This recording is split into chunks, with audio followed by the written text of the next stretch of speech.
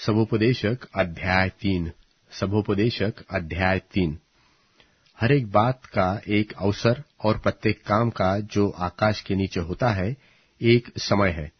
जन्म का समय और मरने का भी समय है, बोने का समय और बोए हुए को उखाड़ने का भी समय है, घात करने का समय और चंगा करने का भी समय, ढा देने का समय और बनाने का भी समय है, रोने का समय और हंसने का भी समय, छाती पीटने का समय और नाचने का भी समय है, पत्थर फेंकने का समय और पत्थर बटोरने का भी समय, गले लगाने का समय और गले लगाने से रुकने का भी समय है, ढूंढने का समय और खो देने का भी समय, बचा रखने का समय और फेंक देने का भी समय है, फाड़ने का समय और सीने का भी समय, चुप रहने का समय और बोलने का भी समय है, प्रेम करने का समय और बैर करने का भी समय, लड़ाई का समय और मेल का भी समय।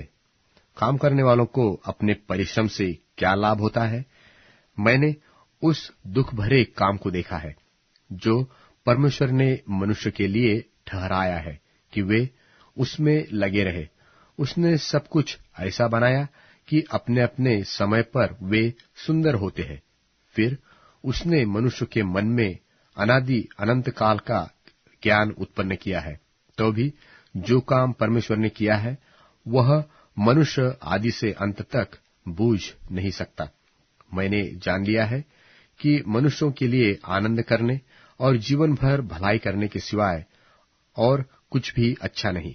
और फिर यह परमेश्वर का दान है कि सब मनुष्य खाए पिए और अपने अपने सब परिश्रम में सुखी रहे।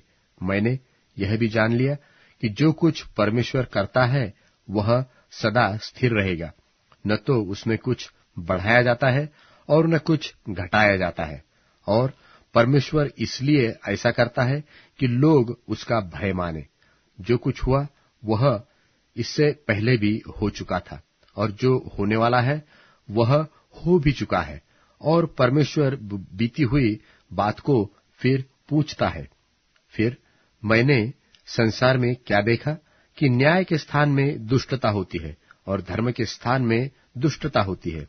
मैंने मन में कहा कि परमेश्वर धर्मी और दुष्ट दोनों का न्याय करेगा, क्योंकि उसके यहाँ एक एक विषय और एक एक काम का समय है।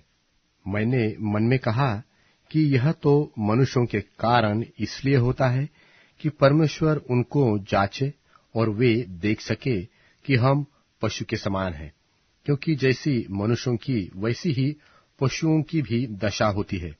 दोनों की वह दशा होती है, जैसे यह मरता है वैसे ही वह भी मरता है। और सबों का एक सा प्राण है, और मनुष्य पशु से कुछ बढ़कर नहीं, क्योंकि सब कुछ व्यर्थ ही है।